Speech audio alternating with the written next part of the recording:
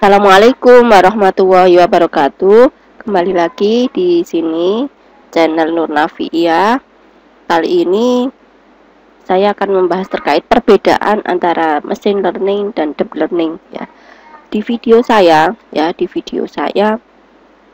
terkait playlist ya.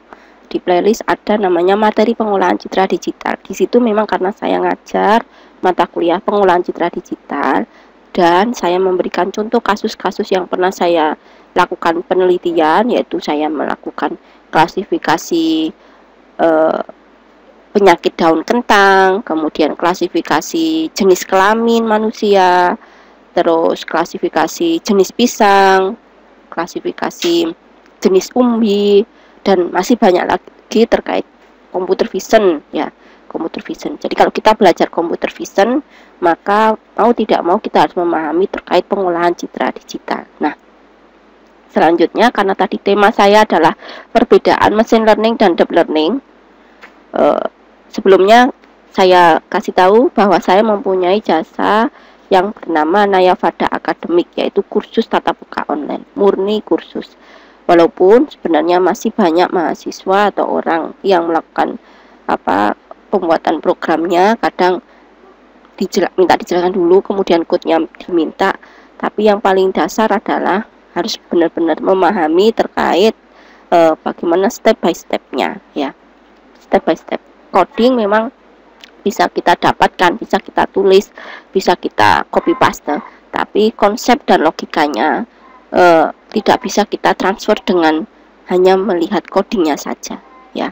Kalau beda kasus kan bisa juga beda cara penanganannya. Itu yang perlu saya jelaskan. Jadi benar-benar harus memahami terkait konsep, logika, dan cara kerjanya atau step by step-nya.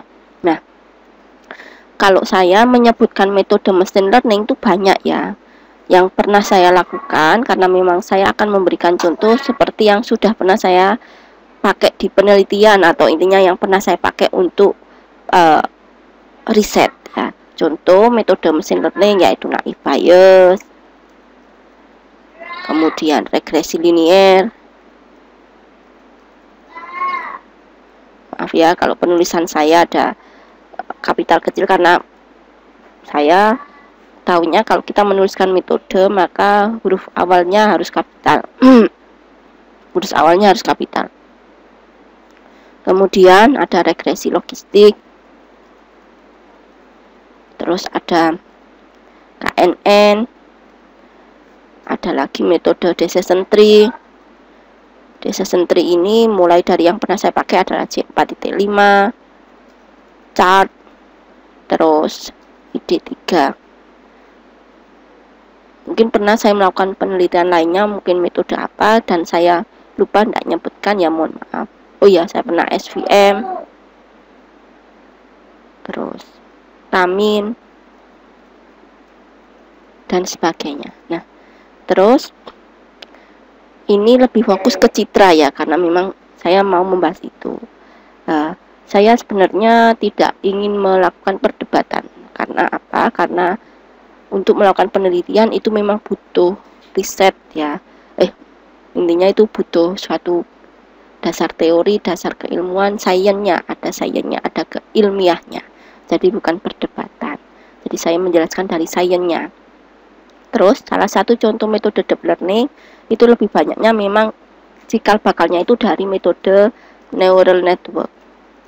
Contoh metode neural network yang pernah saya gunakan mulai dari perceptron, kemudian backpropagation. Nah, bedanya apa sih deep learning sama neural network? Kalau deep learning itu layer hiddennya lebih dari satu. Jadi kalau sudah layer hiddennya lebih dari satu, itu sudah disebut dengan deep learning ya. Contoh metode deep learning ya banyak ada. Biasanya kalau kita terkait CNN, CNN itu karena kepanjangannya adalah CNN ya, saya tulis CNN, itu kepanjangannya adalah Convolution Neural Network. Nah, istilah convolution itu adalah konvolusi. Di mata kuliah pengolahan citra digital itu dijelaskan sehingga lebih tepatnya CNN itu lebih ke citra ya. Maaf, CNN itu untuk citra. Jadi kalau saya tuliskan di ini ya, saya waktu ikut pelatihan, jadi saya ini juga sedang menjadi mahasiswa S3 di ITS. Itu pertama kali memang saya belajar deep learning-nya di situ. Di situ dijelaskan bahwa ini ya, deep learning adalah neural network based, nah, consistent of million parameter to train ya. Jadi dia melakukan training berdasarkan parameter-parameter atau intinya model ya, berdasarkan modelnya. Nah, apa itu CNN kepanjangannya, dan metode CNN itu banyak sekali. Di sini CNN, mohon maaf ya tadi slide-nya.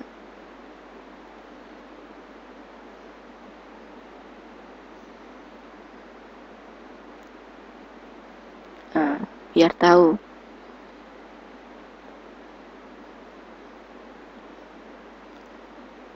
Nah, ini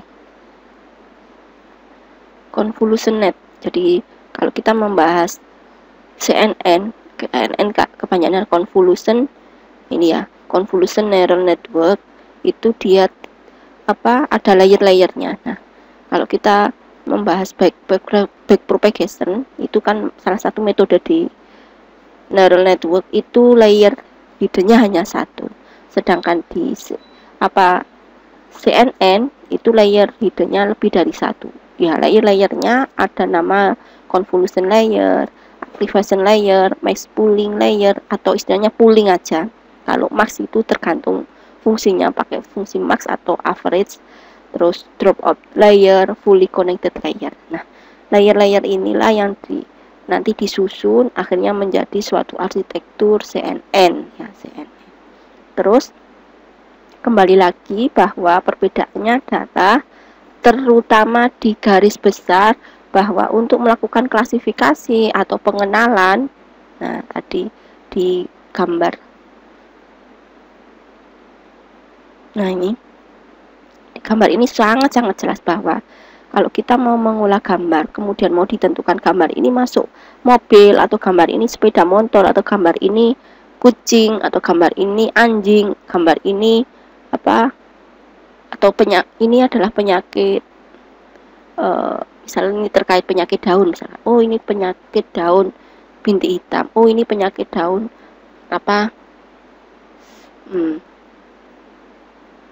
layu, dan seterusnya. Ini untuk melakukan klasifikasi ataupun pengenalan.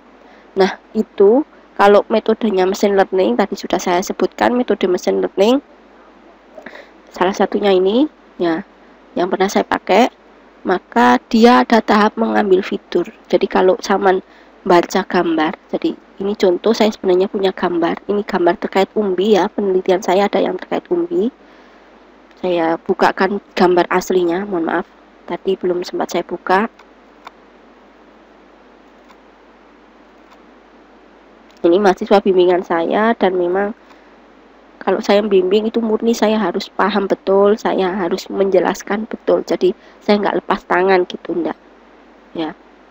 Jadi gambarnya ini ya, ini saya tunjukkan, ini gambarnya grayscale ya. Kalau grayscale itu murni satu pixel hanya satu warna, maaf, satu pixel ya satu nilai. Tapi kalau berwarna, misal contoh saya tunjukkan yang berwarna, nah ini kayak gini, satu pixel ada 3 komponen, yaitu red, green, blue ya. Nah, langsung saja untuk mengolah gambar di tahapannya ya, tidak mungkin gambar itu langsung setiap pixel akan dihitung, tidak mungkin ya, tidak mungkin. Saya yakin komputernya nggak ngatasi ya, komputernya tidak akan ngatasi. Jadi contohnya saya punya gambar ini tadi, gambar grayscale, saya tampilkan gambarnya, IMSO oke. Saya tampilkan gambarnya. Ini gambarnya sangat kecil ya, ukurannya 100 kali 150. Nah, kayak gini. Nah, gambar ini ya, gambar ini kalau mau dilakukan pengenalan pola atau saya melakukan klasifikasi, oh ini jenis bolet, maka ada istilah mengambil fitur atau ekstraksi fitur. Jadi fitur-fitur itu tidak mungkin setiap pixel dibaca. Jadi kalau kita lihat setiap pixel itu pasti ada nilainya. Nah ini nilainya. Biasanya kalau kita belajar pengolahan citra digital akan tahu 0 itu artinya apa, terus maksimal nilai dari gambar itu berapa. Jadi kita belajar komputer vision itu wajib paham terkait pengolahan citra digital. Nah kalau 0 itu warnanya hitam ya, warnanya hitam. Jadi kalau kita bahas hitam pasti nilainya 0. Nah kalau kita bahas putih warnanya putih, maka nilai maksimalnya 255. Jadi kalau gambar itu nilai minimumnya adalah 0, ini artinya hitam, dan 255 jika nilai kedalamannya adalah 8 ya, 2 pangkat 8, maka di sini adalah putih. Oke, ini wajib paham, sangat-sangat harus dipahami. Nah, tidak mungkin ya, tidak mungkin setiap pixel ini, mohon maaf, itu akan dihitung ya, karena untuk melakukan pengenalan atau klasifikasi itu pasti akan menghitung setiap pixel nilai ini. Tidak mungkin ya. Bayangkan, Saman punya gambar ukuran 100 ya. 100 kali 150. Otomatis kalau kita hitung setiap pixelnya itu yang sebagai inputan ya, sebagai variabel input, berarti ada berapa variabel input ini? Saya kalikan ya 150. Wow, ada 15.000 fitur. Berarti ini ada variabelnya, variabel input atau X-nya ada 15.000.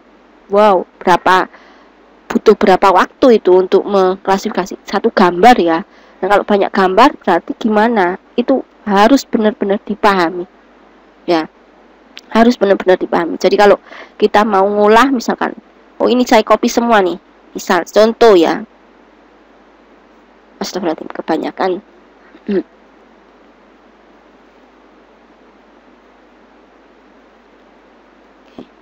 Sudah saya copy ini, saya taruh di sini ya. Oke, udah. Ini tidak mungkin setiap pixel dipakai sebagai inputan. Waktunya tidak ngatasi. Komputer sampean, komputer saya juga tidak ngatasi. Sehingga ada istilah melakukan pengambilan fitur di sini ya. Pengambilan fitur itu banyak. Mulai dari fitur bentuk, ini ya, ekstraksi fitur itu ada. Mengambil fitur berdasarkan bentuk,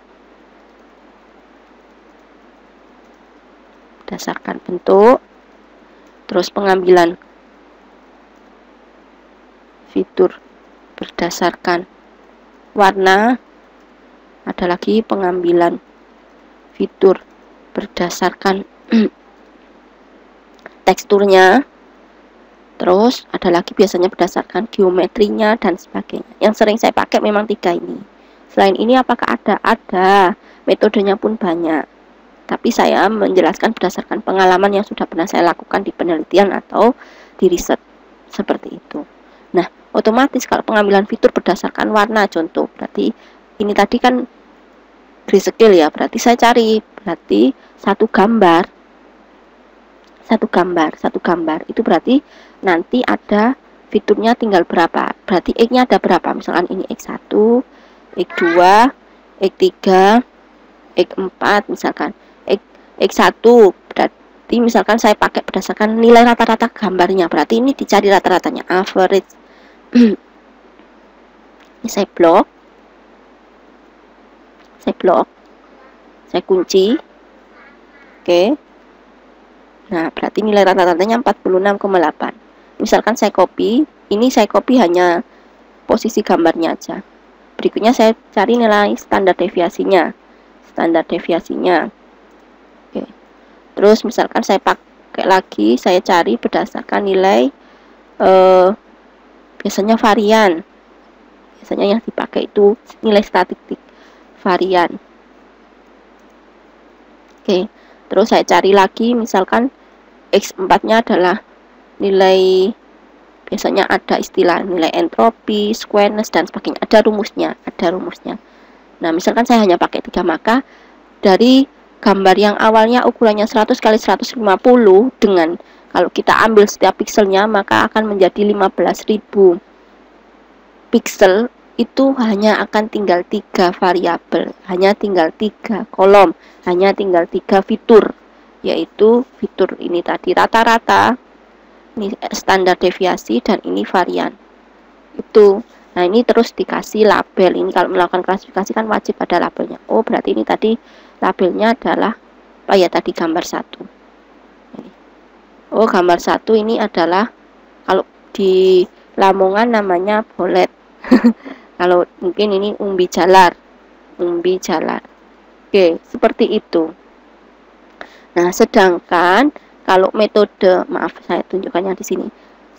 Baru nanti dari fitur ini dilakukan training. Ya, dilakukan training, dapatlah model itu dipakai untuk klasifikasi. Seperti itu. Nah, sedangkan metode deep learning ya, metode deep learning dia tidak ada nih fiturnya. Proses ekstraksi fitur sudah satu paket dengan layer konvolusinya. Jadi kalau kita back kembali PPT-nya ini atau slide-nya ini, maka tahapan konvolusi itu di mata kuliah pengolahan citra digital diajarkan.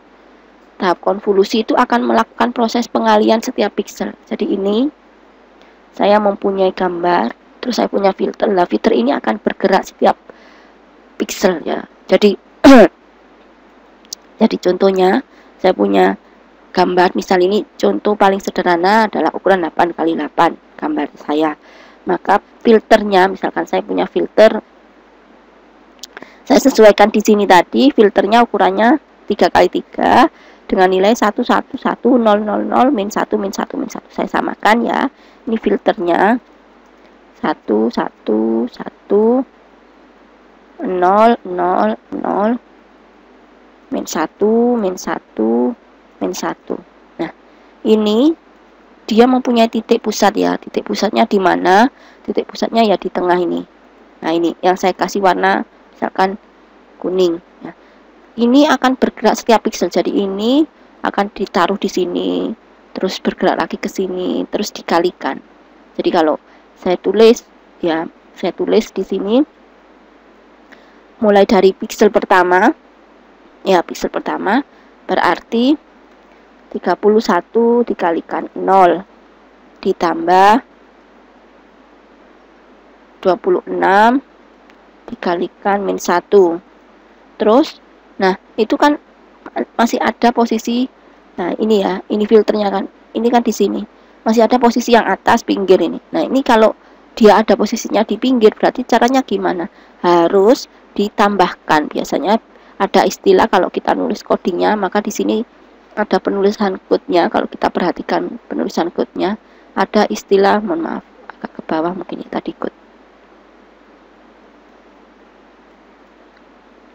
Nah ini kalau kita bahas code-nya, astagfirullahaladzim, kebanyakan. Nah ini ada istilah padding, jadi dia ada istilah padding itu pinggir, maka paddingnya disamakan atau paddingnya dibuat 0. Nah itu perlu diperhatikan. Jadi misal saya buat ilustrasinya paddingnya adalah 0, maka nilainya adalah 0 dikalikan min 1, maaf, min 1 ditambah lagi 0 lagi dikalikan 0 ditambah lagi 0 lagi dikalikan 1 ditambah 0 lagi dikalikan 1 ditambah 0 lagi dikalikan 1 terus ditambah 0 lagi dikalikan, oh mohon maaf kok 0, 31 ya, 31 dikalikan 0 ditambah 34 dikalikan min 1. Jadi dia cara kerjanya ini ya, kalau saya enter, nah ini posisinya perkaliannya, jadi ini ditempel ke sini, terus ini dikalikan dengan ini, terus atasnya 0, atasnya 0, atasnya 0, 0, 0, terus di sini 31 dikalikan 0, kemudian 34 dikalikan min 1. Nanti hasilnya berapa? Yaitu hasil gambarnya yang baru.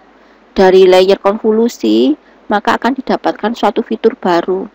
Fitur yang dimana nanti dicari yang paling maksimal atau yang paling optimal. Caranya gimana? Oh, dilakukan ada istilah layer pooling. Nah ini, layer pooling itu hanya menggunakan filter 2x2. Maka kalau kita belajar pengolahan citra digital, ada istilah filter, ada istilah konvolus, itu harus paham karena memang tahapannya itu saling keterkaitan, tidak bisa lepas. Jadi kalau Saman mau berargumen, oh ini ya monggo, tapi ada sains keilmiahannya, ada sains keilmuannya. Jadi kalau mau melakukan penelitian wajib memahami, tidak asal hanya membuat program, tidak hanya asal mengcopy paste coding, tidak ya, karena untuk istilahnya melakukan penelitian itu tidak hanya ngoding saja, karena kalau hanya coding, hanya bisa nulis saja, tidak bisa memahami, nanti kalau beda kasus akhirnya nggak bisa lagi. Jadi memang belajarnya harus telaten, harus semangat, harus intinya teliti, seperti itu pesan saya. Jadi beberapa penelitian saya yang terkait pengolahan citra atau computer vision ada yang sudah saya tampilkan di playlist, ya, bisa dicek di materi pengolahan citra digital atau bisa langsung dicek di Google Scholar ya. Di Google Scholar nanti nama saya ya, buka dulu Google Scholar-nya, cari nama saya Nurnafiia. Jadi kalau dosen memang harus melakukan penelitian ya, nilai ke kumnya lebih banyak ke situ. Nah, di sini nanti kalau teman mau mencari terkait apa KNN, ininya klasifikasi menggunakan metode apa atau fitur-fiturnya apa, bisa dicek di sini. Memang butuh belajar, tidak hanya asal bisa membuat program atau copy paste, karena masih banyak mahasiswa saya juga yang dimana itu sudah saya ajari, intinya dapatlah codingnya, tapi ternyata nggak paham. Saya suruh menjelaskan masih intinya nggak paham, karena memang apa ya, belajarnya pada saat membuat skripsi saja, tidak dari awal benar-benar niat sungguh-sungguh belajar.